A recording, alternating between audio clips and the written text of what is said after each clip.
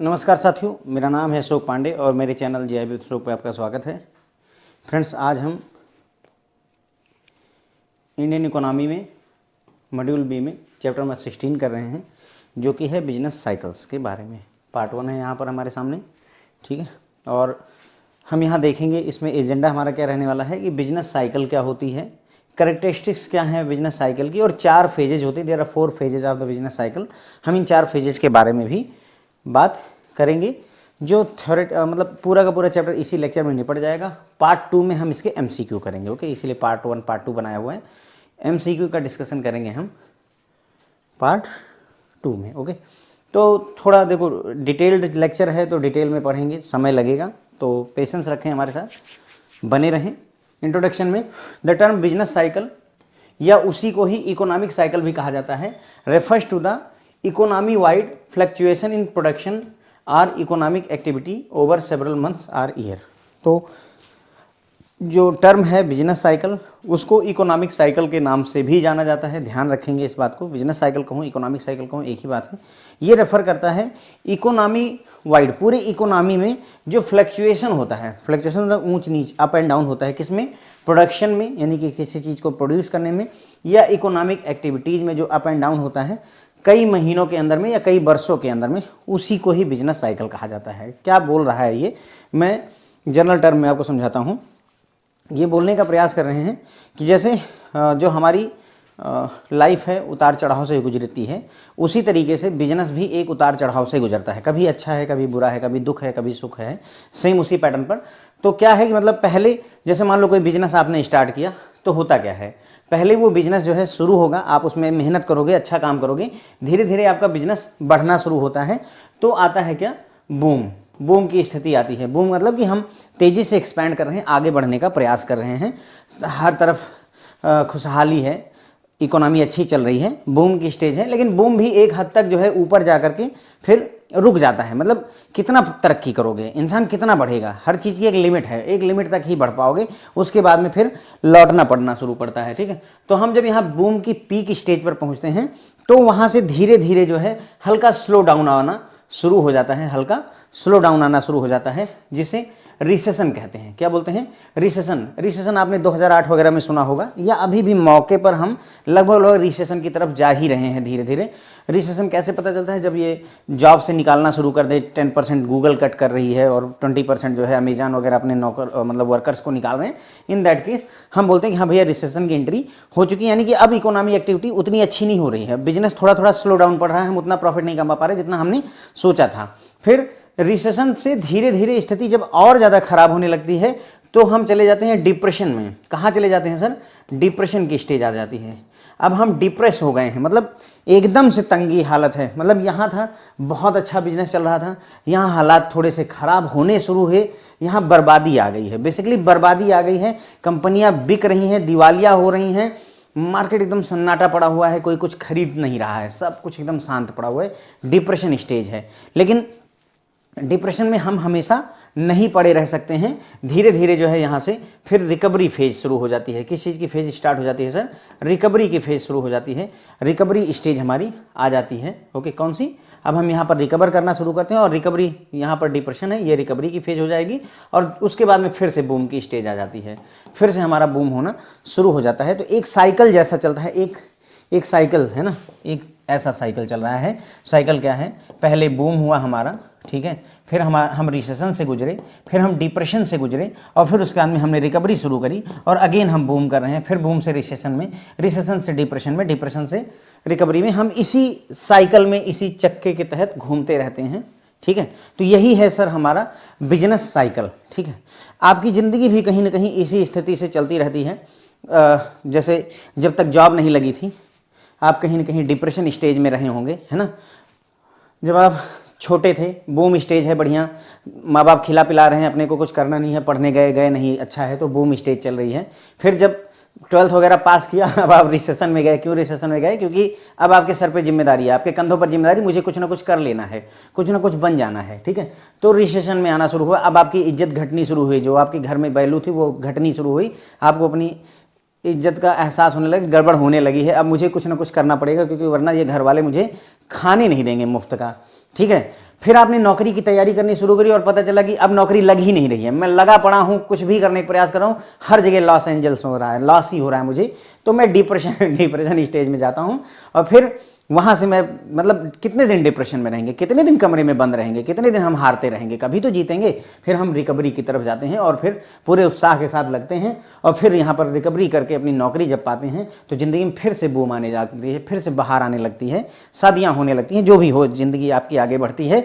और फिर वो घूम करके ध्यान दें, फिर बूम से आप आगे फिर रिसेशन और इनसे गुजरते ही गुजरते हैं। तो ज़िंदगी भी कहीं ना कहीं उसी पैटर्न से चलती है। थोड़ा बहुत अप डाउन हो सकता है ज़िंदगी में, मैं मानता हूँ, हो सकता है किसी का बूम ही रहा हो। फॉर एग्जांपल जो है अंबानी के बच्चों वगैरह का कहा जाए तो भाई उनका तो है ना 5 उंगलियां घी में है और वो खुद ही सोने की कड़ाई में बैठे हैं, उनकी नहीं बात करते, जनरल आदमियों की बात करें तो ज़िंदगी ऐसी चलती है।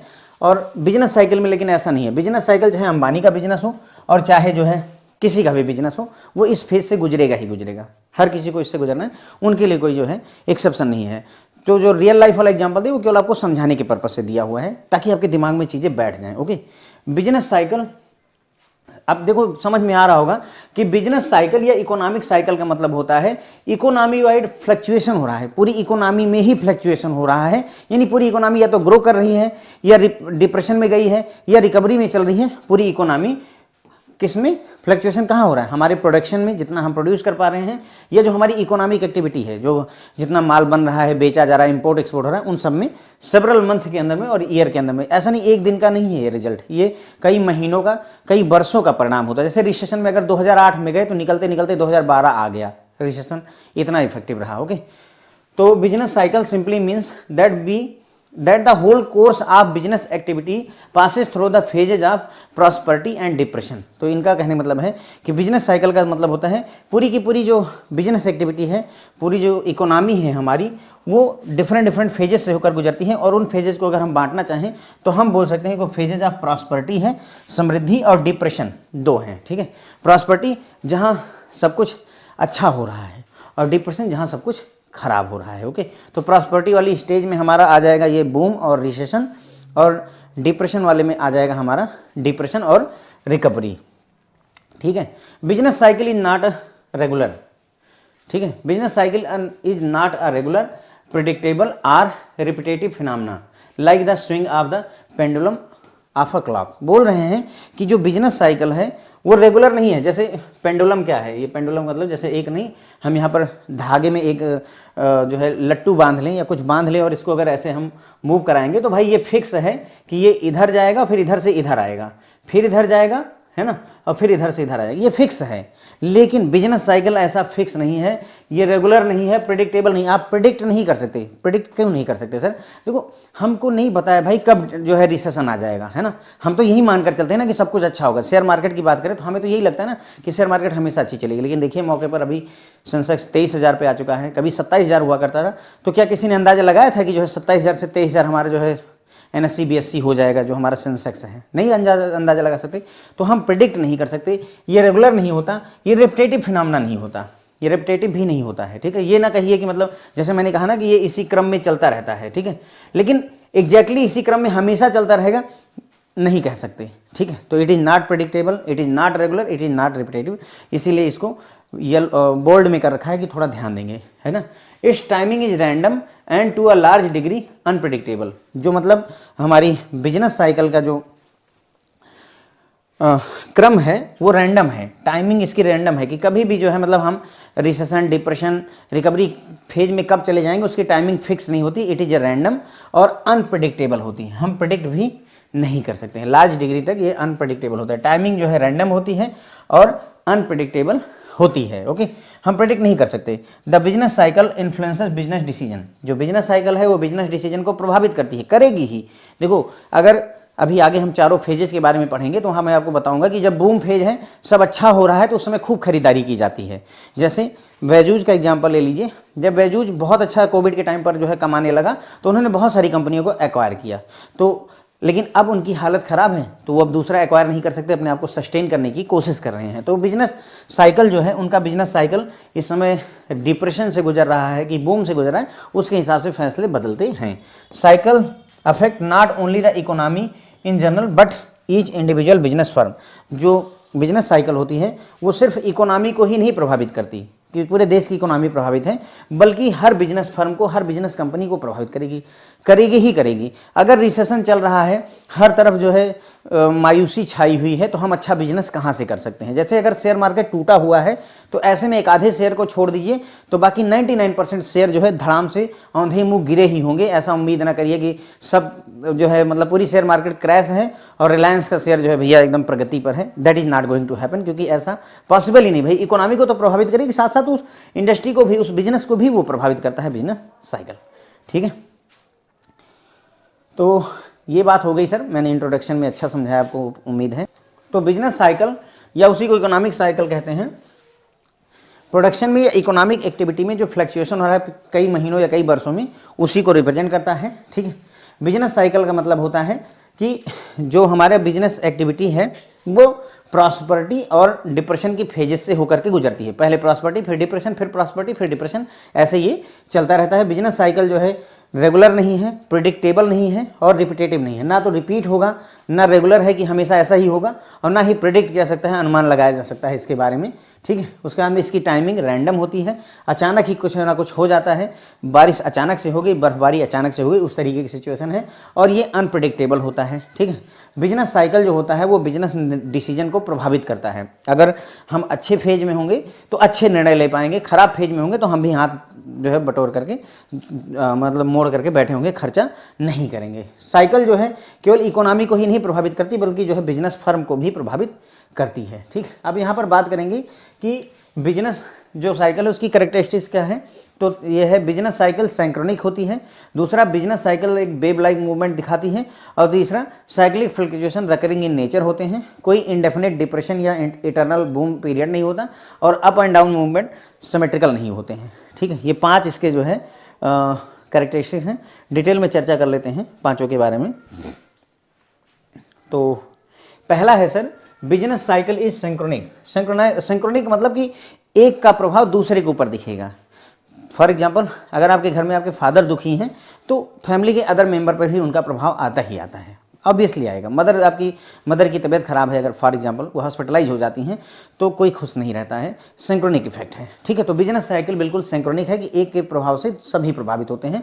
तो वही है, the upward and downward movement tend to occur at the almost same period in all industry. यानी कि अगर अपवर्ड मूवमेंट चल रही है तो सभी इंडस्ट्री में सेम ही समय पर अपवर्ड मूवमेंट चलेगी।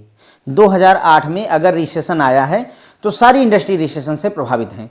अगर 2016 में मान लीजिए बूम पीरियड चल रहा है, अच्छा पीरियड चल रहा है, तो सभी इंडस्ट्री में बूम ही पीरियड चलेगा। यही ये कह रहे हैं कि अगर अपवर्ड मूवमेंट है तो अपवर्ड, अगर डाउनवर्ड मूवमेंट है तो डाउनवर्ड, सेम टाइम पीरियड में सभी इंडस्ट्री में एक साथ ही होता है। ऐसा नहीं कि एक इंडस्ट्री बची हुई है और बाकी सब प्रभावित हैं, नहीं होता है। The wave of prosperity and depression in one industry will soon generate the same wave in another industry। अगर मान लो कोई जो है इंडस्ट्री है जिसमें अगर खुशहाली आई है, प्रॉस्पेरिटी आई है, तो अदर इंडस्ट्री पर भी उसका प्रभाव धीरे धीरे नज़र आने लगेगा। या अगर कोई इंडस्ट्री डिप्रेशन से गुजर रही है, परेशानी से गुजर रही है, तो सून ही उसका प्रभाव अदर इंडस्ट्रीज पर भी नज़र आने लगता है। तो प्रॉस्पेरिटी और डिप्रेशन एक इंडस्ट्री का जल्द ही अदर इंडस्ट्री पर प्रभाव दिखाना शुरू कर जाता है। यही है कि बिजनेस साइकिल इज सिंक्रोनिक। ठीक है, यानी एक का प्रभाव सब पर नज़र आना शुरू हो जाता है। फिर आता है a business cycle shows a wave like movement. जो बिजनेस साइकिल होती है वो वेव जैसा मूवमेंट दिखाती है। वेव मतलब ये वाला, ये वेव है ना, आपने +2 वगैरह में पढ़ा होगा तरंगों के बारे में, तो वही है business cycle. The period of prosperity and depression can be alternatively seen in a cycle. जो प्रॉस्पेरिटी है और डिप्रेशन है वो अल्टरनेटिवली देखा जा सकता है। यानी कि यहाँ पर प्रॉस्पेरिटी है, कुछ साल बाद डिप्रेशन है, फिर कुछ साल बाद प्रॉस्पेरिटी है, फिर कुछ साल बाद डिप्रेशन है। ये मतलब अल्टरनेटिवली दिखेंगे ही दिखेंगे। वही यहाँ पर कि प्रॉस्पेरिटी से डिप्रेशन, डिप्रेशन से प्रॉस्पेरिटी, फिर प्रॉस्पेरिटी से डिप्रेशन, डिप्रेशन से प्रॉस्पेरिटी, ये अल्टरनेटिव क्रम में चलते ही रहेंगे। तो वेव लाइक मूवमेंट है, up down, up down, up down. उसी तरीके से prosperity depression, prosperity depression, prosperity depression, ये वेव लाइक मूवमेंट में चलते रहते हैं। ठीक है, फिर आता है cyclical fluctuation or recurring in nature. जो साइक्लिकल फ्लक्चुएशन है वो रिकरिंग होते हैं, दोबारा रिपीट होते हैं। The various phases are repeated. जो डिफरेंट डिफरेंट फेजेज होती हैं वो रिपीट होती हैं। A boom is followed by depression and a depression is followed by boom. वही प्रॉस्पर्टी और डिप्रेशन कह लीजिए, और चाहे बूम और डिप्रेशन कह लीजिए। बूम के बाद डिप्रेशन आएगा, डिप्रेशन के बाद में बूम आता है। सेम वही बात है। साइक्लिकल फ्लक्चुएशन कैसी होती हैं? रिकरिंग होती हैं, एक के बाद एक होती रहती हैं। There is no indefinite depression, मतलब इनका कहने का मतलब है कि ऐसा नहीं कि अगर हमारी इकोनॉमी डिप्रेशन में चली गई है तो हमेशा जो है डिप्रेशन में रहेगी, ऐसा नहीं है। अनंत काल तक कभी डिप्रेशन में नहीं रह सकती। दूसरा, आर इटर्नल बूम पीरियड, अनंत काल तक बूम पीरियड भी नहीं रह सकता। हमेशा सब कुछ अच्छा हो ये भी पॉसिबल नहीं है, हमेशा सब कुछ बुरा हो ऐसा संभव नहीं है। ना तो दुख पूरी जिंदगी आपको रहेगा, ना तो सुख पूरी जिंदगी रहेगा। अभी सुख कर रहे हो तो बाद में दुख काटोगे, अभी दुख काट रहे हो तो बाद में सुख करोगे, इसमें कोई दो राय नहीं है, क्योंकि कोई भी चीज़ अनंत काल तक आपके साथ बनी नहीं रहेगी। वही बात यहाँ कहा जा रहा है कि ऐसा नहीं कि अभी हमें नुकसान होता जा रहा है, डिप्रेशन में इकोनॉमी चली गई है तो हमेशा डिप्रेशन में नहीं रहेगी, और अगर बूम पीरियड चल रहा है, अच्छा हो रहा है, तो हमेशा बूम में होता रहेगा, ऐसा जरूरी नहीं है। The up and down movement are not symmetrical, जो अप एंड डाउन मूवमेंट होती हैं वो सिमेट्रिकल नहीं होती। सिमेट्रिकल मतलब ऐसा नहीं कि अगर धीरे धीरे अप हुआ है तो धीरे धीरे डाउन होगा, धीरे धीरे अप हुआ है तो धीरे धीरे डाउन होगा, ऐसा नहीं होता है। सिमेट्री में नहीं चलते। तो क्या होता है? Downward movement is more sudden and violent. भाई जो डाउनवर्ड मूवमेंट है वो ज़्यादा अचानक होती है, सडन होती है, और ज़्यादा खतरनाक होती है, ज़्यादा वायलेंट होती है देन द अपवर्ड मूवमेंट। मतलब कहने का इनका कि भाई देखो, कहते नहीं कि तरक्की करने में बहुत बरस लग जाते हैं, इज्जत बनाने में बहुत बरस लगते हैं, और इज्जत खराब होने में, इज्जत डूबने में सेकंड लगता है, ऑब्वियसली, है ना। तो वही चीज़ है कि जो डाउनवर्ड मूवमेंट है, कुछ खराब होने वाला है तो वो उसको ज़्यादा समय नहीं लगता है। घर बनवाने में 1 साल लगता है, घर को तोड़वाना हो तो कितना समय लगेगा आप बताएं ना, कितना? हार्डली जेसीबी लगाइए, 2 से 3 दिन में उखाड़ के सब फेंक देगा। करेक्ट वही बात यहाँ पर लागू है कि खराब होना है, डाउनवर्ड अगर होना है तो बहुत जल्दी और खतरनाक तरीके से होगा, है ना। बिजनेस को धीरे धीरे बढ़ा करके करोड़पति बनने में समय लग गया, लेकिन एक गलती हुई तो करोड़पति से जो है रोडपति होने में ज़्यादा समय नहीं लगता है। ठीक है, तो ये हो गई सर हमारी जो है कैरेक्टरिस्टिक्स हो गई हमारी किसकी? बिजनेस साइकिल की। तो पहला है बिजनेस साइकिल सिंक्रोनिक होती है, यानी एक इंडस्ट्री का प्रभाव दूसरी इंडस्ट्री में दिखने लगेगा। एक इंडस्ट्री बूम पर है तो एक इंडस्ट्री प्रॉस्पर्टी से गुजर रही है तो दूसरी इंडस्ट्री पर भी प्रॉस्पर्टी दिखने लगेगी। ठीक है, बिजनेस साइकिल जो है वेव लाइक मूवमेंट दिखाती हैं, यानी वेव अप एंड डाउन जैसे उसमें होता है उसी तरीके से में प्रॉस्पर्टी के बाद डिप्रेशन, डिप्रेशन के बाद प्रॉस्पर्टी अल्टरनेटिवली आती रहती है। साइक्लिकल फ्लक्चुएशन रिकरिंग होते हैं, एक के बाद दूसरा होता है। बूम के बाद डिप्रेशन आएगा, डिप्रेशन के बाद बूम आता ही आता है।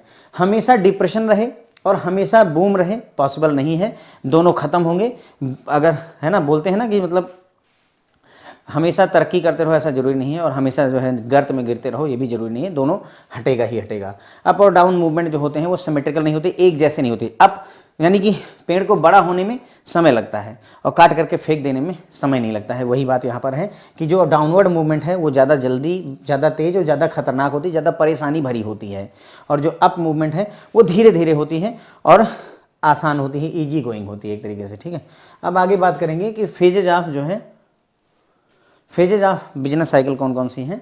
तो ये 4 फेजेज हैं फ्रेंड्स, 4 फेजेज हैं बिजनेस साइकिल की।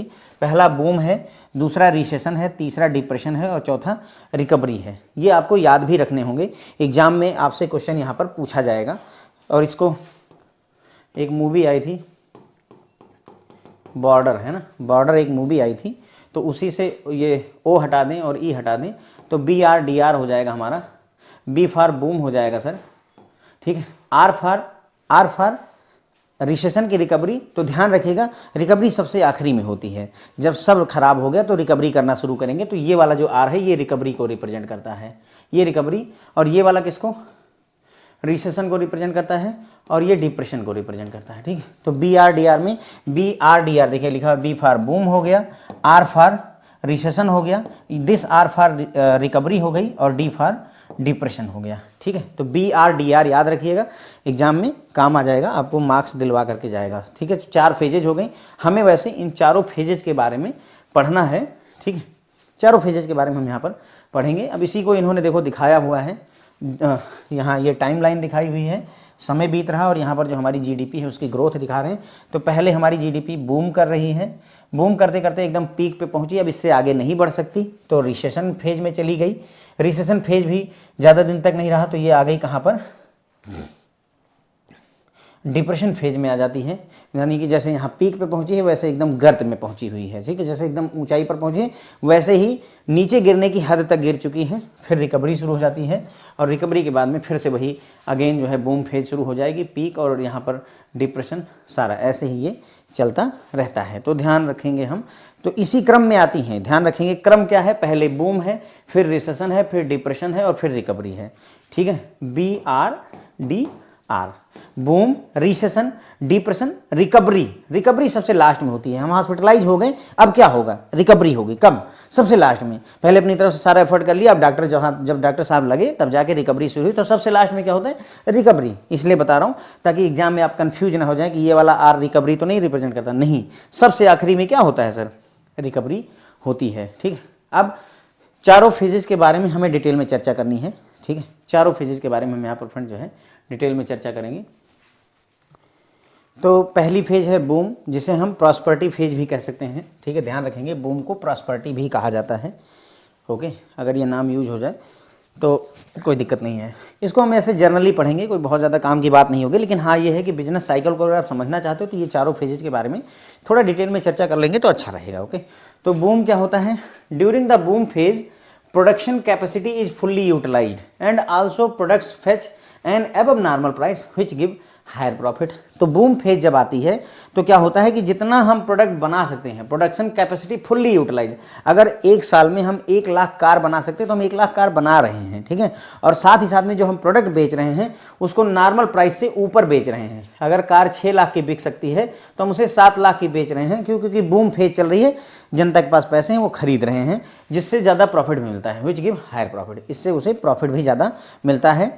बूम फेज में this attracts more and more investment, भाई अब प्रॉफिट ज़्यादा आ रहा है तो आप जो है जिससे पैसा लोगे उसको ज़्यादा लौटाओगे भी, तो ज़्यादा से ज़्यादा इन्वेस्टमेंट अट्रैक्ट होते हैं, लोग कहते हैं कि हाँ मेरा पैसा लो और लगाओ और कमा करके मुझे दो, ठीक है। To manufacture a greater number of products entrepreneurs purchases new machines and also employees work at higher wage rate. अब क्या होगा कि मतलब ज़्यादा प्रोडक्ट बनाने के लिए क्या होगा, नई नई मशीनें खरीदनी पड़ेंगी, जो एंटरप्रेन्योर है वो नई नई मशीनें खरीदेगा तो मशीन वाले की बिक्री होगी, साथ ही साथ में वर्कर को भी ज़्यादा जो है वो सैलरी मिलेगी, ज़्यादा वेजेज मिलेंगे, क्यों, क्योंकि अगर मालिक के पास में 100 रुपये प्रॉफिट बच रहा है तो वो 10 रुपये दे देगा, अगर उसके बाद 5 रुपये प्रॉफिट बचेगा तो तुमको कितने रुपए दे देगा। तो अभी चूंकि हम ज़्यादा प्रॉफिट कमा पा रहे हैं तो इसलिए हम ऑब्वियसली आपको ज़्यादा वर्कर्स को देते हैं, लेकिन अब इसकी वजह से प्रॉब्लम होगी। प्रॉब्लम क्या होगी भाई, मशीन खरीदनी है हमको, हैं, और लेबर को ज़्यादा पैसे देने पड़ रहे हैं, तो इन सब वजहों से क्या होता है कि हमारा जो प्रोडक्ट है उसकी कास्ट बढ़ जाती है, बढ़ेगी ऑब्वियसली। जो काम 100 रुपये में होना अगर वो 150 में करवा रहे हैं तो कॉस्ट बढ़ेगी। तो वही बोल रहा है कि the increasing cost tendency of the factors of the production lead to a continuous increase in the product cost. मतलब होता क्या है कि चूंकि हम क्या कर रहे हैं, जो भी प्रोडक्शन के लिए जिन चीज़ों को जो भी फैक्टर हैं, जो चीज़ें प्रोडक्शन के लिए लगती हैं, मशीनें, इलेक्ट्रिसिटी, डीजल, पेट्रोल, लेबर, है ना, जो कुछ भी केमिकल, रॉ मटेरियल जो कुछ भी लग रहा है, उन सब की कॉस्ट जो है बढ़ जाती है, बढ़ी हुई है, क्योंकि मार्केट में सब कुछ अच्छा है तो इसलिए महंगे में हर चीज़ बिक रही है। भाई हम अपनी कार महंगे में बेचेंगे तो कार में जो टायर लग रहा है वो टायर वाला हमको भी तो महंगे में देगा, ठीक है। तो इस तरीके से क्या होता है कि प्रोडक्ट की कॉस्ट बढ़ जाती है, ओवरऑल सब चीज़ महंगी हो जाती है basically, okay. The fixed income group or the salaried class find it difficult to cope with this increase in price. अब प्रॉब्लम शुरू हो गई, क्या, बूम चल रहा है, सब कुछ अच्छा है, लेकिन जिनका फिक्स इनकम है या जो सैलरी वाले हमारे और आप जैसे लोग हैं, इनके लिए अब इस प्राइस को मैच कर पाना मुश्किल है। क्यों, क्योंकि भाई देखो चीज़ों के दाम तो तेज़ी से बढ़े पर हमारी सैलरी उस तेज़ी से नहीं बढ़ती है ना, इस वजह से। As their income does not increase accordingly they are now compare to reduce their consumption. अब क्या होगा, क्योंकि भाई हमारी तनख्वाह तो उतनी स्पीड से बढ़ी नहीं जितनी स्पीड से चीज़ों के दाम बढ़ गए हैं। प्याज जो है कभी 30 रुपये 40 रुपये की होती थी, अब 150 रुपये की हो गई, हमारी सैलरी तो बढ़ने की नहीं। तो हम क्या करेंगे, कंजम्पशन घटा देंगे, हम क्या करेंगे, चीज़ों का उपयोग करना कम कर देंगे तो ऑब्वियसली बूम, मतलब ये बूम फेज अपनी पीक पर पहुंच रही है एक तरीके से। क्यों, क्योंकि भाई अब हम और कंज्यूम नहीं करना चाह रहे हैं, क्योंकि सब महंगा हो गया है, okay. The demand is now more or less stagnant, मतलब जो डिमांड है, चीज़ों की जो मांग है वो स्थिर हो गई है, स्टैग्नेंट स्थिर हो गई है। मतलब क्यों, क्योंकि हर चीज़ इतनी महंगी हो गई कि लोग उतना डिमांड कर नहीं रहे हैं, ठीक है। आर इट इवन डिक्रीजेज, या हो सकता है जो डिमांड है वो घट गई है, क्यों, क्योंकि भाई चीज़ें महंगी हो गई, लोग खरीदना नहीं चाहते, तो फिर ऑब्वियसली डिमांड घट जाएगी। 10 बूम आर प्रॉस्पर्टी रीचेज इस पीक। तो इस तरीके से हम कह सकते हैं कि जो बूम फेज है और जो प्रॉस्पर्टी की फेज है वो अपने पूरे पीक पर पहुंच जाती है। हम कह देंगे कि भाई अब ये पूरे पीक पर है, इससे ज़्यादा की उम्मीद और रखना नहीं है। मतलब ये बेसिकली हमारी जो फेज थी वो यहाँ तक, यहाँ पर आ चुकी है, एकदम मतलब जेनिथ, चोटी पर पहुंच चुकी है। अब इससे आगे नहीं बढ़ेगी, इससे नीचे ही आएगी। ओके, तो बूम फेज हमारी एकदम पीक पर पहुंच जाती है। तो इसमें करेक्टरिस्टिक्स की अगर हम बात कर लें कि भाई बूम फेज की क्या क्या करेक्टरिस्टिक्स होती हैं, तो जो हमने अभी तक बातें की वही करेक्टरिस्टिक्स के तौर पर लिखा हुआ है, कुछ अलग नहीं है। पहला, इसमें प्रॉफिट ज़्यादा होने की वजह से ज़्यादा इन्वेस्टर अट्रैक्ट होते हैं। जो बूम फेज होती है, attract more investor due to profit, profit की वजह से ज़्यादा इन्वेस्टर इंटरेस्ट लेगा क्योंकि उसको फायदा हो रहा है। फैक्ट्री जो है ज़्यादा से ज़्यादा प्रोडक्ट बनाती है, फुल कैपेसिटी में 1 लाख कार बना सकते हैं तो 1 लाख कार पूरी की पूरी बना रहे हैं। एम्प्लॉइयों को ज़्यादा सैलरी मिलती है, employee work at higher wage rate, ज़्यादा सैलरी मिलती है। भाई प्राइस ऑफ प्रोडक्ट ऑब्वियसली बढ़ता ही जाएगा, की प्राइजिंग होगा ही होगा, उनका कोई दो राय नहीं है। Now salary class or fixed income group find it difficult to cope with the increasing price because their income do not increase that rapid। अब इनकम ग्रुप के लिए, फिक्स्ड इनकम ग्रुप या सैलरी वाले लोगों के लिए प्रॉब्लम है, वो कोप नहीं कर पा रहे हैं इस बढ़ती हुई महंगाई के साथ में, क्योंकि उनकी सैलरी उस हिसाब से नहीं बढ़ रही जिस हिसाब से चीज़ों के दाम बढ़ रहे हैं। Now the demand start decreasing, अब डिमांड घटने लगेगी और कंजम्पशन जो है घट जाता है, क्यों, क्योंकि हमारे पास पैसे नहीं इतने, तो हम कहाँ से खरीदारी करते रहेंगे। और इस तरीके से जो बूम फेज है या उसी को प्रॉस्पर्टी फेज भी कहा जाता है, अपने पीक पर, अपने चरम पर पहुंच जाती है। ठीक है फ्रेंड, तो बस ये हो गई हमारी पूरी बात जो है बूम या प्रॉस्पर्टी फेज को लेकर के। तो अगर क्विक रिव्यू करें तो हमने देखा बूम फेज को प्रॉस्पर्टी फेज भी कहा जाता है। बूम फेज के दौरान क्या होता है, जो फैक्ट्रियां हैं अपना पूरा प्रोडक्शन, जितना माल वो प्रोड्यूस कर सकती है उतना करती हैं और नॉर्मल प्राइस से ऊपर बेचती हैं, क्योंकि सभी खरीदने को तैयार हैं और ज़्यादा से ज़्यादा प्रॉफिट कमाती हैं। अब चूंकि ज़्यादा प्रॉफिट कमाती है तो इन्वेस्टमेंट भी ज़्यादा आता है, इन्वेस्टर बड़ा इंटरेस्ट लेते हैं क्योंकि उनको ज़्यादा रिटर्न मिल रहा है। ज़्यादा प्रोडक्ट बनाने के लिए, मैन्युफैक्चर करने के लिए जो एंटरप्रेन्योर हैं, जो फैक्ट्री के मालिक हैं, वो नई नई मशीनें, फैक्ट्री वगैरह खरीदते हैं और एम्प्लॉइयों को भी ज़्यादा सैलरी पे की जाती है, वो भी एम्प्लॉय भी ज़्यादा सैलरी मांगता है। ठीक है, इसकी वजह से क्या होता है, धीरे धीरे जो प्रोडक्शन के फैक्टर हैं वो सब के सब महंगे हो जाते हैं और अल्टीमेटली जो प्रोडक्ट की कास्ट है वो बहुत बढ़ जाती है। ठीक है, फिक्स्ड इनकम ग्रुप, अब यहाँ तक बढ़ गई तो ठीक था, लेकिन अब फिक्स्ड इनकम ग्रुप और जो सैलरी वाले लोग हैं उनके लिए प्रॉब्लम हो जाती है, क्योंकि वो जितना प्राइस इंक्रीज हुआ है उसके हिसाब से अपने आप को मैच नहीं करवा पा रहे हैं, क्योंकि उनकी सैलरी नहीं बढ़ी है ना, उनकी सैलरी नहीं बढ़ी लेकिन प्रोडक्ट का प्राइस बढ़ गया है। तो ऐसे में वो कंजम्पशन को रिड्यूस कर देते हैं, भाई कि कम खाओ, प्याज 100 रुपये किलो, 150 रुपये किलो हो गई तो भाई रहने दो यार, कुछ सब्सटीट्यूट देख लेते हैं, हम इसको नहीं खाएंगे, ये होना शुरू हो जाता है। ओके, सब्सटीट्यूशन इफेक्ट भी कहते हैं इसे, आगे चैप्टर नंबर मेरे ख्याल से 13 वगैरह में इसके डिस्कस किया गया है। ठीक है, तो अब क्या होगा कि भाई जब वो डिमांड नहीं करेंगे तो डिमांड घटने लगेगी, मोर और लेस स्टैग्नेट हो जाती है, मतलब कहने का स्थिर हो जाती है और घटने लगती है, डिमांड घट जाती है। तो इस तरीके से बूम या प्रॉस्पर्टी जो फेज है वो अपने पीक पर, अपने चरम पर पहुंच जाती है। बूम फेज की जो कैरेक्टरिस्टिक्स देखें तो क्या क्या खासियत है, भाई ये ज़्यादा इन्वेस्टर को अपनी ओर, यानी बूम फेज में ज़्यादा इन्वेस्टर इंटरेस्टेड रहेगा क्योंकि उसको ज़्यादा प्रॉफिट हो रहा है, उसके बाद में ज़्यादा से ज़्यादा प्रोडक्ट बनाए जाते हैं, एम्प्लॉइयों को हायर वेज रेट पर काम दिया जाता है, प्रोडक्ट का प्राइस बढ़ता जाता है, जिसकी वजह से सैलरी क्लास या फिक्स्ड इनकम ग्रुप को परेशानी होने लगती है चीज़ों को खरीदने में, क्योंकि उनकी इनकम उस हिसाब से नहीं बढ़ी जितनी तेज़ी से चीज़ों के दाम बढ़ गए। अब क्या होगा, जब वो खरीदेंगे नहीं, डिमांड घट जाएगी, तो भाई डिमांड या तो घट जाएगी, कंजम्पशन भी घट जाएगा। ठीक है, या फिर बराबर रहेगा, जो भी हो। इस तरीके से बूम या प्रॉस्पर्टी फेज जो है अपने पीक पर, चरम पर पहुँच जाती है। ठीक है, अब आती है सर दूसरी फेज, जिसे हम बोलते हैं रिसेशन फेज। दूसरी फेज आ जाती है सर जिसे बोलते हैं रिसेशन। ठीक है, BRDR के तहत दूसरा क्या है, रिसेशन फेज। मैंने आपको ये बता ही दिया, ध्यान रखिएगा एग्जाम में, बूम फेज को और किस नाम से जानते हैं, प्रॉस्पर्टी फेज के नाम से भी जाना जाता है। सिमिलरली याद रखिएगा, रिसेशन फेज को क्राइसिस फेज के नाम से भी जाना जाता है, ये क्वेश्चन पूछा गया है। ओके, रिसेशन फेज को हम किस नाम से जानते हैं, क्राइसिस फेज के नाम से जानते हैं, इसीलिए ब्रैकेट में वहीं पर लगा दिया है मैंने इस चीज़ को। ठीक है, तो once economy reaches the peak the course changes, एक बार इकोनॉमी अपने पूरे पीक पर पहुंच गई, ठीक है, पूरा हाइट पे पहुंच गई, तो अब इसका कोर्स, मतलब ऊपर की तरफ जाने की जगह अब ये नीचे की तरफ आना शुरू कर देती है। जब कोर्स चेंजेस, मतलब अब उसका सिस्टम पूरी तरह से बदल जाता है। A downward tendency in demand is observed, but producer who are not aware of the it tend to go on producing. अब क्या होता है कि डाउनवर्ड टेंडेंसी देखी गई डिमांड में, मतलब कहने का कि डिमांड घट रही है, लेकिन जो प्रोड्यूसर है, जो कंपनी के मालिक हैं, उनको नहीं पता है कि अब डिमांड कम हो गई है, तो वो क्या करेंगे, प्रोडक्ट प्रोड्यूस करते रहेंगे। अभी भी कार बन रही हैं, हम 1 लाख कार बनाते थे पहले, अभी भी 1 लाख कार बना रहे हैं, क्योंकि हमको पता ही नहीं है कि वहाँ पर डाउनवर्ड टेंडेंसी आ गई है, मतलब कि लोग नहीं खरीद रहे हैं। इस बात की आइडिया तुरंत नहीं पहुंचती है, हमें लगा होगा कि ठीक है 10% नहीं हो रहा है, पहले 1 लाख बेच पाते थे, आज 90,000 बेच रहे हैं, इतना कोई खास फर्क नहीं है, तो हम नए नए मतलब और कार बनाना जारी रखते हैं। Supply now exceeds demand and stock gets piling up. अब क्या होगा कि भाई हम 1 लाख कार बनाते थे, 1 लाख बिक जाती थी, लेकिन अब क्या हुआ कि हम 1 लाख कार बना रहे हैं, लेकिन जो है बिक रही है केवल 80,000 कार। ठीक है, हमने बनाई कितनी, 1 लाख कार और बिकी केवल 80,000। तो क्या हुआ, सप्लाई जो है हमारी अब डिमांड से एक्सीड कर जाती है। हमारी डिमांड केवल 80,000 कार की थी, हम बनाए बैठे हैं 1 लाख कार, तो ऑब्वियसली स्टॉक हमारा 20,000 कार ऐसी होंगी जो गोदाम में खड़ी रहेंगी, गोदाम में खड़ी रहेंगी, तो स्टॉक जो हमारा वो ढेर बनता जाता है, पाइल अप होता जाता है, मतलब एक ढेर इकट्ठा होता चला जाता है।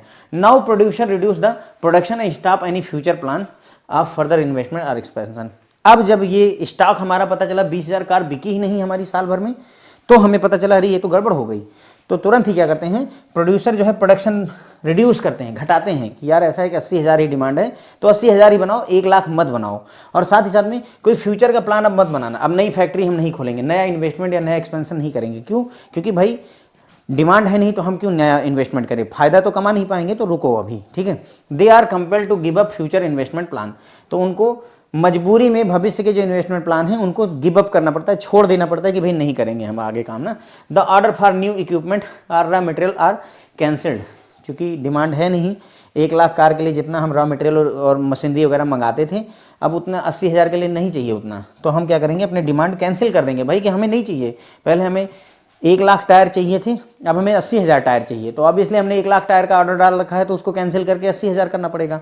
तो वही बता रहे हैं भाई, अब आप समझ पा रहे होंगे मेरे ख्याल से कि हाँ क्या स्थिति गुजर रही है, इसीलिए मैं इसको ऐसे डिटेल में समझा रहा हूँ, ताकि मतलब एकदम दिमाग में बैठ जाए कि हाँ भाई हो क्या रहा है और चल क्या रहा है। Okay,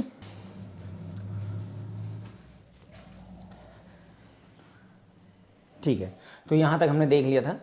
a businessman even cuts down the existing business, मतलब अब ये स्थिति हो जाती है कि जो एग्जिस्टिंग बिजनेस है उसको भी कट डाउन करना शुरू कर देते हैं। जो बोलते नहीं कि हम लेबर्स को निकालना शुरू कर देते हैं, वर्कर्स को रिट्रेंच कर दिया जाता है, वर्कर्स आर रिट्रेंच, लोगों को जॉब से निकाला जाना शुरू हो जाता है। तो अभी जैसे अब देखो, अब आपको खबर आती है कि गूगल ने इतने लोगों को निकाल दिया, लिंक्डइन ने इतने को निकाल दिया, तो कहीं ना कहीं कौन सी फेज में हम जा रहे हैं, मौके पर हम रिसेशन फेज में जा रहे हैं, क्योंकि बिजनेसमैन को अब लगता है कि हम इतने वर्कर को रख करके हम उनसे प्रोडक्टिविटी नहीं ला पा रहे हैं, क्योंकि उतना डिमांड है नहीं, तो इसलिए हम वर्कर्स को निकालते हैं, एग्जिस्टिंग बिजनेस को कट डाउन करते हैं। Bankers insist upon repayment, stocks accumulate, business failure increases, investment सीजेज and unemployment expends. मतलब इतनी सारी चीज़ें होती है। पहला भाई बैंकर्स को अपनी पेमेंट चाहिए, तुमने लोन लिया है तो पैसे लौटाओ, स्टॉक एक्यूमुलेट हो रहा है, यानी कि जो कारें हैं वो इकट्ठा होती जा रही हैं, बिजनेस फेलियर, कई सारे बिजनेस फेल हो जा रहे हैं, क्योंकि भाई जो हम बना रहे हैं वो हम बेच नहीं पा रहे हैं, तो बिजनेस फेल ही होगा। इन्वेस्टमेंट नया आ नहीं रहा है, सीज हो गया, नया लोग इन्वेस्ट ही नहीं करना चाहते, क्योंकि उनको पैसे मिल नहीं रहे हैं। तुम प्रॉफिट नहीं कमाओगे तो हमको क्या दोगे, तुम खुद ही अपना किसी तरह से चला रहे हो। ओके, अनएम्प्लॉयमेंट एक्सपेंड्स, क्योंकि वर्कर्स को आपने नौकरी से निकाल दिया है और नए वर्कर आप रख नहीं पाओगे, तो भाई अनएम्प्लॉयमेंट भी बढ़ेगा ऑब्वियसली। ठीक है, unemployment lead to fall in income, expenditure, prices, profit and industrial and trade activity. अब देखो क्या होगा कि इसका प्रभाव क्या हुआ, आपने जॉब कटिंग कर दी, लोगों को अगर आपने जॉब से निकाल दिया तो ऑब्वियसली उनकी इनकम घटेगी, इनकम है ही नहीं, नौकरी चली गई तो कुछ कमा नहीं रहा है, तो कुछ कमाएगा नहीं तो कुछ खर्चा नहीं करेगा, जब कुछ खर्चा नहीं करेगा तो प्राइस भी घटेंगे।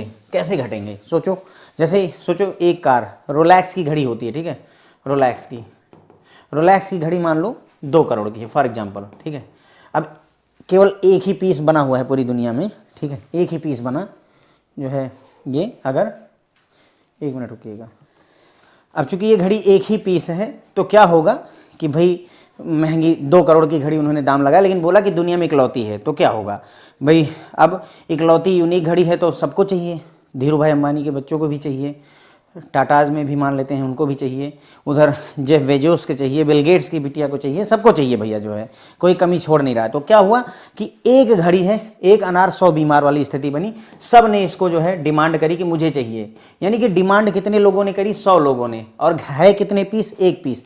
डिमांड ज़्यादा है, सप्लाई नहीं है, तो ऑब्वियसली इसके दाम बढ़ जाएंगे। दाम बढ़ेंगे, बोलेंगे कि भाई मैं 10 करोड़ दूंगा, बोली लगनी शुरू हो गई। सऊदीया के लोग बोलेंगे मैं 100 करोड़ दूंगा, सऊदी प्रिंस बोलेगा कि मैं 100 करोड़ दूंगा, मुझे दो, मुझे। तो हुआ क्या? 2 करोड़ की चीज़ 100 करोड़ की बिक गई। क्यों? डिमांड ज़्यादा है, सप्लाई कम है, इस वजह से। ठीक है, इसका उल्टा केस सोचते हैं। इसका उल्टा केस क्या है? मान लो कि मार्केट में बहुत सारी पोटैटो, आलू रखी हुई है। ठीक है, बहुत सारी, आदमी है उसके पास बहुत सारी आलू रखी हुई है। ठीक है, और कोई खरीदने ही नहीं आ रहा है, उसने रेट रखा हुआ है 30 रुपीज़ का बेचारे ने। ठीक है, सुबह से दुकान लगाई है, एक भी किलो आलू बिकी नहीं है, ना आलू बिका है ना कांदा बिका है। ठीक है, आलू ले लो नाना पाटेकर वाला जो है। तो 30 रुपये में वो बेचना चाह रहा है, लेकिन शाम तक कुछ बिका नहीं। वो खरीद के लाया है, से हम मान लेते हैं कि 18 रुपये की वो खरीद करके लाया है। सुबह से शाम हो गई, बेचारे को लगता है कि यार दिन में ऐसे ही लौट जाना पड़ेगा और कोई खरीदना नहीं चाह रहा, तो ऐसा करते हैं इसका दाम घटा देते हैं। तो वो बोलता है कि चलो कोई नहीं 25 की ले लो। 25 में भी कोई नहीं आ रहा है खरीदने के लिए, बोलता है कोई नहीं यार 20 रुपये की तो ले लो कोई, 20 रुपये आलू 20 रुपये करना उसने शुरू करा। फिर भी कोई नहीं तैयार होता है, तो बोलेगा भाई ऐसा करो कम से कम मेरा तो पैसा निकल जाए, ये सड़ जाएगी, 18 रुपये में खरीद लो। आपने देखा क्या हुआ? प्रॉब्लम क्या हुई पिछले केस और इस केस में? इस केस में सप्लाई ज़्यादा है, डिमांड नहीं है। डिमांड है ही नहीं, कोई आलू खरीदना ही नहीं चाहता। डिमांड क्यों नहीं है? क्योंकि सर आपने जो है लोगों को नौकरी से निकाल रखा है, उनके पास पैसे ही नहीं है। पैसे नहीं तो आलू कहाँ से खरीदेंगे, खर्चा कहाँ से करेंगे? समझ गए? तो जब इनकम नहीं है तो खर्चा नहीं है, तो दाम भी घटेंगे। ठीक है, तो वही बोल रहा है कि फॉल इन, आप समझे कि हर चीज़ का दाम क्यों घट रहा है?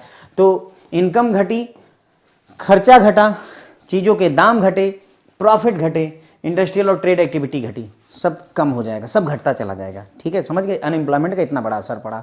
Desire for liquidity increases all around, मतलब लिक्विडिटी की डिजायर। लिक्विडिटी क्या होती है?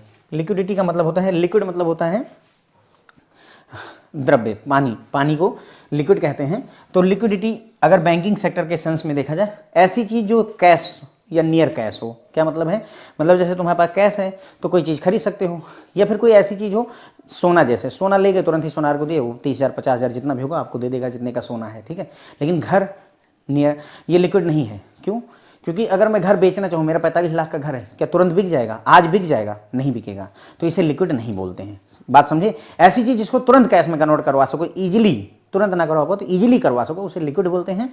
और जो आसानी से कैश में ना कन्वर्ट हो उसे मतलब लिक्विड नहीं बोलते हैं। जैसे मेरे पास प्लॉट है मान लेते हैं, ठीक है, 500 स्क्वायर फीट का मेरे पास प्लॉट है, वो है 10 लाख का, तो 10 लाख इतनी आसानी से तुरंत ही नहीं लेगा कोई। पहले वो आएगा, चेक करवाएगा, डॉक्यूमेंट्स वेरीफाई करवाएगा, फिर हमारी बातें होंगी, बहुत सारे फैक्टर्स हैं। लेकिन उसी का अगर देखें मोबाइल, तो हाँ मोबाइल ठीक है, किसी को दिखाया 20,000 का मोबाइल है, 10,000 दे देगा, तो कहीं ना कहीं थोड़ा ज़्यादा लिक्विड है। ओके, तो ये होता है। तो लिक्विड की जो है डिजायर हर जगह बढ़ती जाती है। Desire for liquid increases all around, हर जगह पैसों की ज़रूरत है। क्यों? क्योंकि पैसा है ही नहीं भाई, इनकम खत्म हो गई, नौकरी से निकाले गए हैं, प्रॉफिट हो नहीं रहा है, तो पैसों की ज़रूरत हर जगह बढ़ती है। Producers are compelled to reduce price so that they can find money to meet their obligation. मतलब अब प्रोड्यूसर क्या है, मजबूर हो गए कि अपना दाम घटाओ, वो 30 रुपये की आलू 20 रुपये की बेचो, मजबूरी है, ताकि हमें जिससे उधार लिया उसके तो हम, जो हमारी जिम्मेदारी है उनको तो हम पूरा कर सकें। हमने भी तो पैसे उधार पर लिए हैं, माल उधारी पर लिया, उसको देना है, तो ऑब्लिगेशन मिलने के लिए हमें दाम घटाना पड़ता है।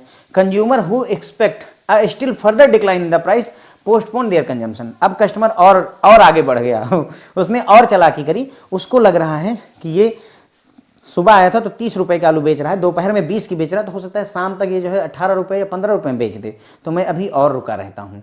तो वही हो रहा है कि कस्टमर क्या करता है कि भाई वो एक्सपेक्ट करता है कि और दाम गिरेगा, इसलिए वो अपना रोक देता है, अभी नहीं खरीदेंगे। फॉर एग्जाम्पल हम भी क्या करते हैं, फेस्टिवल सीजन आ रहा है, दीपावली आ रही है, दशहरा आ रहा है, इसमें जो है ऑफर आएंगे तो खरीदेंगे, काइंड ऑफ दैट। वही चीज़ यहाँ पर हो रही है। Stocks go on piling up, some firms are force into bankruptcy. अब क्या है, स्टॉक अभी भी बढ़ता जा रहा है भाई। आलू खरीद कर लाए हो तो उसको बिकेगी नहीं तो पाइल अप होता ही जाएगा। कार बनाई है, बिकेगी नहीं तो पाइल अप होता जाएगा, मतलब ढेर इकट्ठा होता जाएगा। और कुछ कंपनियां बैंकरप्ट हो जाती हैं, कुछ कंपनियां दिवालिया हो जाती हैं, पूरी तरह से खत्म हो जाती हैं, उनका अस्तित्व मिट जाता है। ठीक है, अब आगे क्या होगा, the failure of one firm affect other firms. With home it has business connection. अगर एक फर्म जो है अगर फेल होगी तो उसका प्रभाव अदर फर्म पर भी पड़ेगा। क्यों? क्योंकि सोचो कि हमने एक कंपनी को मैंने 10 करोड़ रुपए की उधारी पर माल दे रखा था। ऐसे ही तो चलता है बिजनेस, कैसे चलता है? उधारी पर, क्रेडिट पर चलता है। 10 करोड़ का माल उसको दे रखा था, उसने कहा था मैं बेचूंगा और तुम्हें लौटा दूंगा। अब वो कंपनी दिवालिया हो गई, वो कंपनी ही दिवालिया हो गई, उसका कुछ बचा ही नहीं, तो मेरे भी तो 10 करोड़ चले गए ना। और जिससे मैंने लिया होगा, अब मैं दिवालिया होऊंगा तो दूसरे का भी जाएगा। ठीक है, तो इस तरीके से पूरा नरक जो है, साक्षात नरक के दर्शन होने शुरू हो जाते हैं। ठीक है, there is a general distress, मतलब सब जगह अफरा तफरी की स्थिति बन जाती है। This phase of the business cycle is known as crisis. इसीलिए इसको क्राइसिस फेज कहा जाता है, क्योंकि हर तरफ अफरा तफरी का माहौल है, क्राइसिस मची पड़ी है, हर कोई फेलियर की तरफ बढ़ रहा है। And it is the utmost suffering for a business. सबसे ज़्यादा परेशानी भरा, सबसे ज़्यादा तकलीफ देने वाला जो फेज होता है वो सर यही होता है, रिसेशन का फेज, जिसे क्राइसिस फेज कहा जाता है। सबसे ज़्यादा तकलीफ यही देता है। ठीक है सर, तो बस ये हो गई हमारी बातें यहाँ पर। अब जितनी बातें की हैं उसी को अगर हम यहाँ पर समराइज कर दें कि मेजर कैरेक्टरिस्टिक्स क्या हैं इसकी रिसेशन की, तो भाई देखो, वर्कर्स को जो है फायर किया जाता है, नौकरी से निकाला जाता है। बैंक अपना जो है पैसे के लिए मांग करते रहते हैं, लोन की इंस्टॉलमेंट भरने के लिए कहते हैं। अनएम्प्लॉयमेंट की वजह से, नौकरी जाने की वजह से इनकम घट जाती है, खर्चे घट जाते हैं, चीज़ों के दाम घट जाते हैं, प्रॉफिट घट जाता है, ट्रेड एक्टिविटी यानी बिजनेस होना कम हो जाता है। ठीक है, customer in hope of more fall in price, customer को ये उम्मीद रहती है कि दाम और घटेगा, वो अपना खर्चा करना बंद कर देते हैं, मतलब वो खरीदारी बंद कर देते हैं या कम कर देते हैं इस उम्मीद में कि भाई और दाम घटेगा तब हम चीज़ों को खरीदेंगे, इसलिए या तो खरीदते ही नहीं और या तो फिर कम से कम खरीद करके अपना काम चला लेते हैं। तो ये हो गई बात हमारी सर किसके बारे में, रिसेशन फेज को लेकर के। आई बिलीव अब आपको पूरी तरह से क्लियर हुआ होगा कि हाँ भाई रिसेशन मतलब क्या होता है। हम अभी तक ऐसे तो कह रहे थे, ठीक है। तो रिसेशन फेज में मतलब रिसेशन को क्राइसिस फेज भी कहा जाता है। एक बार इकोनॉमी अपने पीक पर पहुंच गई तो वो नीचे की तरफ आना शुरू हो जाती है। एक बार आप मतलब तरक्की के हद पर पहुंच गए तो आपका डाउनफॉल शुरू हो जाता है। ठीक है, डाउनवर्ड टेंडेंसी जो है डिमांड में देखी जाती है, यानी कि अब डिमांड कम हो जाती है, लेकिन प्रोड्यूसर को इस बात का आइडिया नहीं होता है कि हाँ डिमांड कम हो रही, तो वो प्रोडक्ट बनाना यानी कार बनाते रहता है। कार बनाने की वजह से क्या होता है कि जो सप्लाई है वो ज़्यादा हो जाती है और डिमांड कम रहती है। इसकी वजह से कार का स्टॉक जो है भर जाता है। स्टॉक मतलब अभी आपने सुना ही होगा कि लगभग 7.5 लाख कार जो है वेयर हाउस में पड़ी हुई हैं, उनकी डिमांड ही नहीं है। ओके, अब क्या होगा, प्रोड्यूसर क्या करते हैं, अपना प्रोडक्शन रिड्यूस कर देते हैं और कोई फर्दर इन्वेस्टमेंट के प्लान या एक्सपेंशन के प्लान को बंद कर देते हैं, प्रोडक्शन कम हो जाती है। फ्यूचर इन्वेस्टमेंट प्लान को गिव अप करना पड़ता है कि भाई अभी इन्वेस्टमेंट नहीं करेंगे, दिन खराब चल रहे हैं, वक्त खराब चल रहा है, ऐसे बोल करके। ठीक है, नए इक्विपमेंट के ऑर्डर, रॉ मटेरियल के ऑर्डर को कैंसिल करना पड़ जाता है, हमारी मजबूरी होती है। बिजनेसमैन जो है एग्जिस्टिंग बिजनेस को कट डाउन करते हैं, जो बिजनेस चल रहा है उसको भी कट डाउन करते हैं। जो वर्कर है उनको नौकरी से निकाल दिया जाता है। पहले जैसे मान लीजिए एक कंपनी में 20 वर्कर काम करते थे, तो अब 10 से ही काम चला जा रहा है, क्योंकि हमारे पास में प्रॉफिट है नहीं कि हम उनको सैलरी पे कर सकें। बैंक जो है रीपेमेंट के लिए इंसिस्ट करते हैं, स्टॉक बढ़ता जाता है। ठीक है, बिजनेस फेल होने लगते हैं, इन्वेस्टमेंट नया आता नहीं है, सीज हो जाता है, अनएम्प्लॉयमेंट बढ़ने लगता है। तो ये सारी चीज़ें प्रॉब्लम में आने लगती हैं। अनएम्प्लॉयमेंट की वजह से क्या होता है, लोगों की इनकम घटती है, खर्चे घटते हैं, प्राइसेस घटते हैं, ये सारी चीज़ें होती हैं। उसके बाद में प्रोड्यूसर्स को जो है अपना दाम घटाना पड़ता है, इसलिए ताकि वो कम से कम कुछ माल बेच करके जिनकी उधारी उनको वो चुका सके। कंज्यूमर इस उम्मीद में कि दाम और घटेंगे अपना खर्चा कम कर देते हैं या ना के बराबर बंद ही कर देते हैं कि अभी और घटेगा, फ्रिज का दाम और गिरेगा तब खरीदेंगे। ठीक है, इसकी वजह से स्टॉक बढ़ता जाता है और कुछ फर्म जो है बैंकरप्सी में चली जाती है, उनका दिवालिया हो जाता है। अब होता क्या है, एक फर्म दिवालिया होने का प्रभाव अदर फर्म पर भी पड़ना शुरू हो जाता है। ठीक है, ये जनरल डिस्ट्रेस होती है, हर तरफ परेशानी वाला माहौल होता है। तो इस फेज को क्राइसिस फेज के नाम से जाना जाता है। ध्यान रखेंगे, ये क्वेश्चन पूछा गया है, इस फेज को क्राइसिस फेज के नाम से जाना जाता है और ये ज़्यादा परेशानी भरा होता है, utmost suffering for the business होता है। मेजर कैरेक्टरिस्टिक्स की अगर हम बात करें यहाँ पर कि भाई रिसेशन में क्या क्या खासियत होती है, तो पहला, वर्कर्स को नौकरी से निकाला जाता है। बैंक अपनी रीपेमेंट के लिए बराबर बोलते रहते हैं कि हमारी इंस्टॉलमेंट दो। अनएम्प्लॉयमेंट की वजह से इनकम घटती है, खर्चे घटते हैं, प्रॉफिट घटता है, दाम घटते हैं, ये सारी चीज़ें होती हैं। और कस्टमर इस उम्मीद में कि दाम और घटेगा अपने खर्चे को मिनिमम रखते हैं या बंद कर देते हैं खर्चा करना। ठीक है, फिर आता है सर हमारी तीसरी फेज जो कि है डिप्रेशन की फेज। कौन सी फेज आती है सर, डिप्रेशन की फेज आ जाती है। तो यहाँ पर क्या है, unemployment of both men and material is characteristics of this phase. ये लाइन थोड़ा याद रखिएगा कि आदमी की और रॉ मटेरियल जो भी मटेरियल है, इन दोनों का अनएम्प्लॉयमेंट हो गया, किसी काम के नहीं रहे, ना आदमी काम का रहा और ना मटेरियल काम का रहा। ये खासियत होती है किस फेज की, डिप्रेशन फेज की। General demand fall faster than production. जो डिमांड है वो प्रोडक्शन से कहीं ज़्यादा तेज़ी से गिरने लगती है। प्रोडक्शन तो हम कम कर रहे हैं लेकिन उसके बावजूद भी डिमांड और कम होती जा रही है। Producers are compelled to sell their goods at a price which will not even cover their full cost. मतलब ये स्थिति है कि भाई हम 18 रुपए की आलू लेकर आए थे, 30 रुपए की बेचने की सोच रहे थे, अब ये हालत है कि मैं 12 रुपए की आलू बेचने पर उतारू हूँ। क्यों, क्या करूँ, आलू सड़ जाएगी तो बेहतर है कि बेच दूँ कम से कम 12 रुपए। मतलब हम पूरी कॉस्ट भी नहीं रिकवर कराते, उससे भी कम। हमने एक कार बनाने में 6 लाख रुपए खर्चा किया, 5.5 लाख की बेच रहे हैं, कम से कम 5.5 लाख तो निकल आए, 50,000 का नुकसान सह करके भी हम बेच देते हैं। ये स्थिति है डिप्रेशन फेज की। Okay, manufacturers of both capital goods and consumer goods are forced to reduce the volume of production. जो मैन्युफैक्चरर हैं कैपिटल गुड्स के हों या कंज्यूमर गुड्स के, क्या फ़र्क है दोनों में? कैपिटल गुड्स का मतलब ऐसी चीज़, TV, fridge, cooler, washing machine वगैरह हो गया। कंज्यूमर गुड्स जो कंज्यूम कर ले, हम खा पी लें, जैसे बिस्किट, मैगी हैं और पनीर, दूध, ये सारी चीज़ें कंज्यूमर गुड्स में आप आ सकते हैं। कैपिटल गुड्स जैसे आपको बताया TV, fridge, cooler, washing machine वगैरह हो गया। तो ये दोनों को कहा जाता है भाई कि जो है आप प्रोडक्शन कम करो यार, कम करो, नहीं तो प्रॉब्लम हो जाएगी। हम उतनी टीवी और फ्रिज बना रहे हैं, उतनी बिक नहीं रही, तो हम क्या करेंगे? Okay, as a consequence workers are thrown out. इसका असर ये होता है कि और वर्कर्स को नौकरी से निकाला जाता है। The remaining workers are very poorly paid. जो बचे हुए वर्कर्स हैं उनको भी कम से कम ही पेमेंट दी जाती है। पहली बात तो निकाल दिया जाता है नौकरी से। रिसेशन में तो निकाला ही था, और ज़्यादा निकाला इसमें, डिप्रेशन में और लोगों को निकालते हैं, और जो बचे हैं उनको भी भैया इतना देंगे। पहले जहाँ 25,000 की सैलरी थी, उनको बोल दिया था कि 15,000 देंगे, अगर आपका समझ में आए तो रहो, अदरवाइज आप अपना काम देख लो। चूँकि कहीं नौकरी मिलनी नहीं है तो वर्कर जो है 15,000 में भी संतोष करके काम करना शुरू कर देते हैं। The demand for bank credit at its lowest which result in idle fund. अब भाई कहीं से प्रॉफिट हो नहीं रहा, डिमांड है नहीं, कोई खरीदारी कर नहीं रहा है, तो बैंक से हम लोन क्यों लेंगे? हम लोन लेंगे कि काम बढ़े, काम बढ़ ही नहीं रहा है तो हम लोन क्यों लेंगे? इसकी वजह से बैंकों के पास में बहुत सारा पैसा पड़ा रहता है, किसी काम का नहीं, उनको कमा करके कुछ देता नहीं है। तो जो कुछ कमा के नहीं देगा तो इंटरेस्ट रेट डिक्लाइन होता है। तो बैंक क्या करता है कि यार इंटरेस्ट रेट कम कर दो, कुछ तो लोन लें लोग, है ना, कुछ लोग तो आए जो लोन लें हमसे, तो इसलिए इंटरेस्ट रेट घटा दिया जाता है। The firm that can not pay off their debt are owned up. जो कंपनियां अपना लोन नहीं चुका पाती हैं, अपना कर्जा नहीं चुका पाती हैं, वो अब बंद कर दी जाती हैं, पूरी तरह से दिवालिया घोषित कर दी जाती हैं। ठीक है। Prices of share and security falls down. जो शेयर मार्केट में जो शेयर के प्राइसेस हैं, जो सिक्योरिटी के प्राइस हैं, वो भी नीचे गिर जाते हैं। क्यों? क्योंकि खरीद बेच हो ही नहीं रही है। पैसिविज्म प्रिवेल इन द इकोनॉमी। पूरी इकोनॉमी में निराशावाद फैलता है, हर तरफ निराशा ही निराशा फैल जाती है। The less confident investors are not ready to take up new investment project. जो इन्वेस्टर हैं वो भैया इंटरेस्ट नहीं लेते। बूम फेज में ज़्यादा से ज़्यादा इन्वेस्टर आ रहे थे, इस फेज में इंटरेस्ट है ही नहीं। उनको लगता है कि यार जो पैसा डालूंगा पता नहीं ये कंपनी ही डूब जाए, तो इसलिए वो इन्वेस्टमेंट करते ही नहीं हैं। The aggregate economy activity is at its bottom.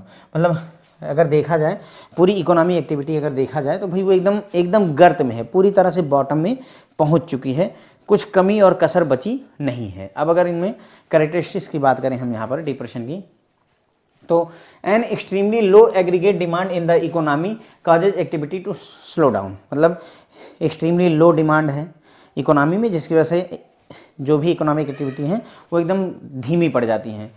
Inflation, महंगाई काफ़ी कम हो जाएगी, कंपैरेटिवली लो हो जाएगी, क्योंकि भाई जब डिमांड ही नहीं है, कोई कुछ खरीद ही नहीं रहा है, तो महंगाई किस बात की, है ना। महंगा क्यों होगा? जब कोई आलू खरीदने ही नहीं आया तो 30 रुपए की आलू 12 रुपए की, 8 रुपए की बिकेगी ही बिकेगी। ओके, तो इन्फ्लेशन लोअर हो गया।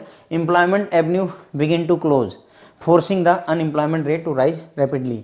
मतलब नौकरी के नए अवसर जो है मिल ही नहीं रहे हैं, बंद हैं, जिसकी वजह से अनएम्प्लॉयमेंट रेट बहुत तेज़ी से बढ़ता है। To keep the business running production houses resort to force labour cuts or retrenchment to reduce production cost and remain competitive in the market and so on. मतलब कहने का कि जो बिजनेस है उसको रन करने के लिए मजबूरी में लेबर कट करते हैं, नौकरी से निकालते हैं, नौकरी से निकाल देते हैं या उनको घटा देते हैं, ठीक है, या उनकी तनख्वाह घटा देते हैं, ताकि जो प्रोडक्शन की कास्ट है, चीज़ों को बनाने की जो कास्ट है उसको कम किया जा सके। ठीक है, यानी कि हम कोई चीज़ 100 रुपए की बना रहे थे और तो अब उसको 80 में बनाने का प्रयास किया जाता है। ठीक है, ताकि हम मार्केट में कंपिटेटिव रहें। और इस तरीके के बहुत सारे एफर्ट यहाँ पर डिप्रेशन फेज में किए जाते हैं। तो आप अगर देख रहे होंगे तो हालात गंभीर हैं। अगर बेसिकली हम यहाँ समझें तो हालात गंभीर हैं। डिप्रेशन का मतलब हुआ यहाँ पर unemployment of both man and material characteristics होती है दिस फेज की, यानी कि मटेरियल भी और मैन दोनों अनएम्प्लॉयड रहते हैं। जनरल डिमांड प्रोडक्शन से काफ़ी तेज़ी से घटती है, प्रोडक्शन हो रहा है लेकिन डिमांड एकदम खत्म हो रखी है। प्रोड्यूसर्स को अपने गुड्स को ऐसे प्राइस पर बेचना पड़ता है जिससे कि उनकी पूरी कॉस्ट भी नहीं निकलना चाहती, घाटे में वो बेचना शुरू कर देते हैं।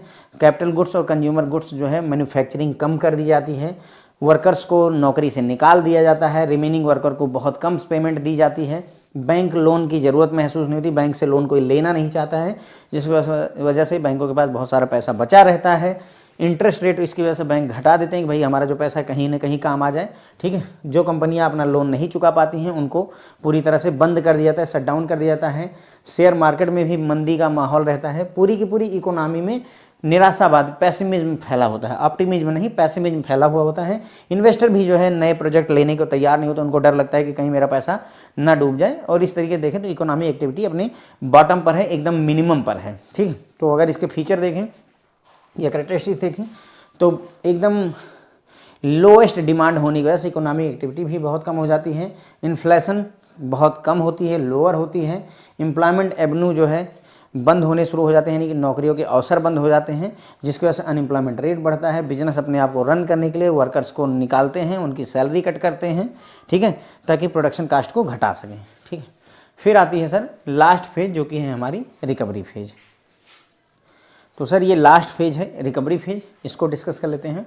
Depression phase does not continue indefinitely, मतलब ये कह रहे हैं कि डिप्रेशन हमेशा नहीं बना रहता है, अनंत काल के लिए नहीं बना रहेगा।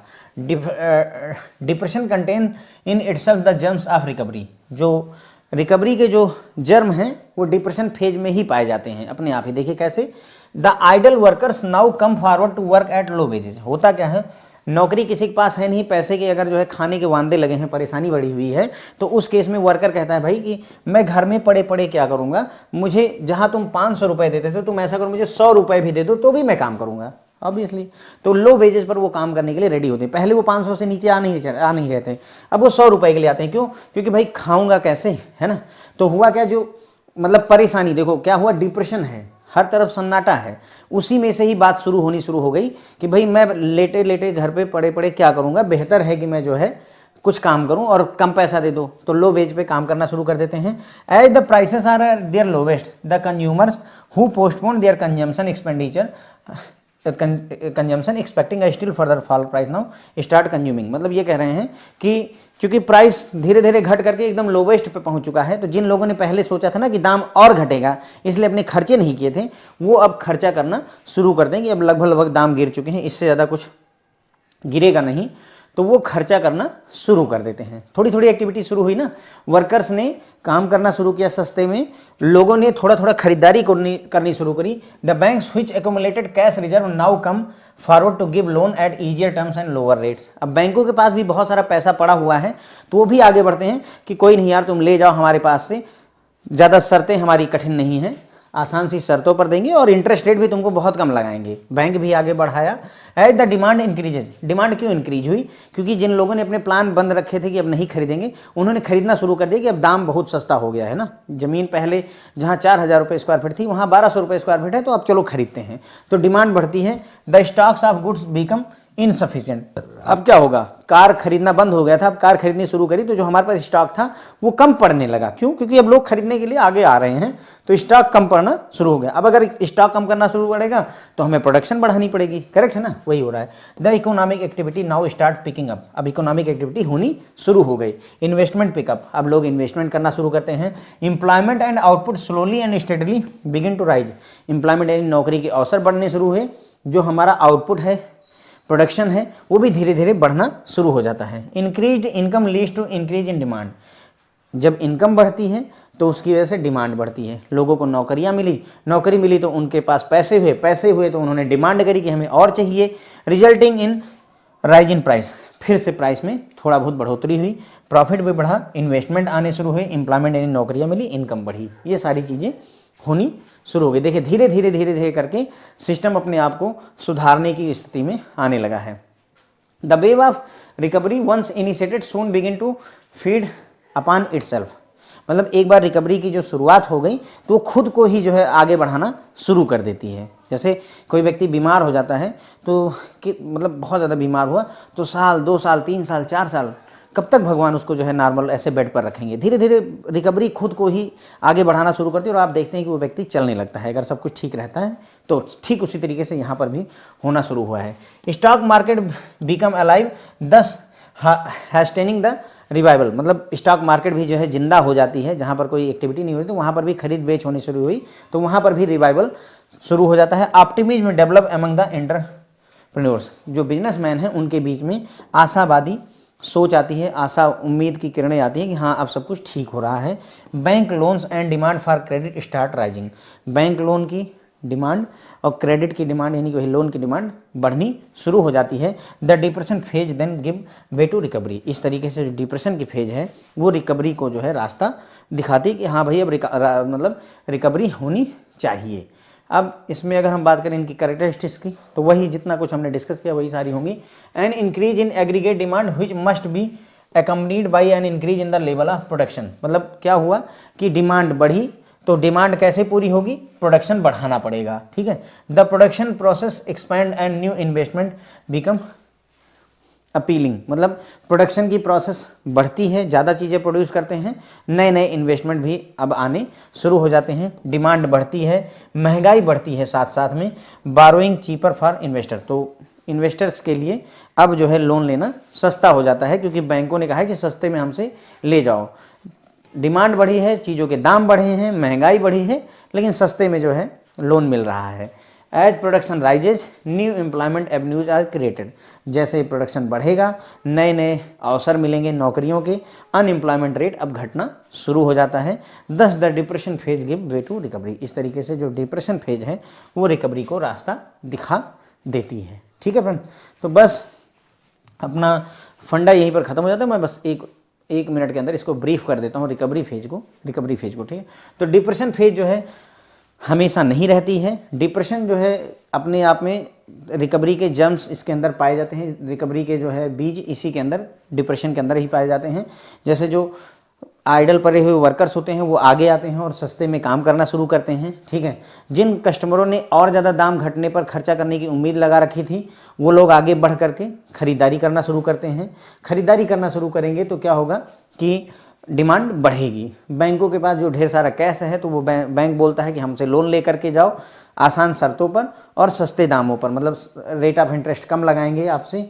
डिमांड बढ़ती है, स्टॉक जो हमारे पास था जो पाइलअप हुआ पड़ा था अब वो कम पड़ने लगता है, इनसफिशिएंट हो जाता है। इकोनॉमिक एक्टिविटी अब तेज़ी से बढ़ने लगती है, इन्वेस्टमेंट बढ़ने लगता है, एम्प्लॉयमेंट और आउटपुट जो है बढ़ना यानी प्रोडक्शन बढ़ना शुरू हो जाता है। इनकम बढ़ती है, नौकरियां मिलती हैं जिसकी वजह से डिमांड बढ़ती है, उसकी वजह से चीज़ों के दाम बढ़ते हैं, प्रॉफिट बढ़ते हैं, फर्दर इन्वेस्टमेंट होता है, एम्प्लॉयमेंट बढ़ता है, इनकम बढ़ती है, ये सारी चीज़ें होती हैं। रिकवरी की जो वेव होती है वो खुद को ही आगे बढ़ाना शुरू कर देती है। फीड ऑन इटसेल्फ, मतलब खुद को ही रिकवरी आगे बढ़ाना शुरू करती है। स्टॉक मार्केट भी जो है काफ़ी तेज़ी से जो है आगे बढ़ता है। जो वर्कर एंटरप्रेन्योर्स हैं, बिजनेसमैन हैं, उनके अंदर ऑप्टिमिज्म आशा आती है कि हाँ अब कुछ अच्छा होगा। बैंक लोन जो है और डिमांड जो क्रेडिट की है वो बढ़ती है, बैंक लोन के लिए डिमांड बढ़ती है कि हमें लोन चाहिए। इस तरीके से डिप्रेशन जो है जो फेज होती है वो रिकवरी के लिए रास्ता बनाती है। अगर इनकी जो है हम कैरेक्टरिस्टिक्स देखें तो डिमांड बढ़ती है जिसकी वजह से प्रोडक्शन बढ़ता है, प्रोडक्शन प्रोसेस जो है बढ़ती है जिसकी वजह से नए इन्वेस्टमेंट आते हैं, है ना। प्रोडक्शन ज़्यादा होगा, ज़्यादा डिमांड होगी जिसकी वजह से नए इन्वेस्टमेंट भी आने शुरू हो जाते हैं और डिमांड बढ़ती है जिसकी वजह से प्राइस बढ़ता है, इन्फ्लेशन बढ़ता है ना, महंगाई बढ़ती है और सस्ते दामों पर जो है बारोइंग यानी लोन मिलना शुरू हो जाता है। प्रोडक्शन बढ़ता है, नए एम्प्लॉयमेंट के अवसर जनरेट होते हैं, अनएम्प्लॉयमेंट का रेट घटता है और इस तरीके से जो रिकवरी फेज है डिप्रेशन फेज है वो रिकवरी फेज को रास्ता देती है। ठीक है फ्रेंड, तो बस यहीं पर अपना ये लेक्चर पूरा कवर हो जाता है और ये चैप्टर भी यहीं पर कवर हो जाता है। होप है आपको पसंद आया होगा। अगर आपको पसंद आए तो लाइक वगैरह करिए। Thank you so much friends.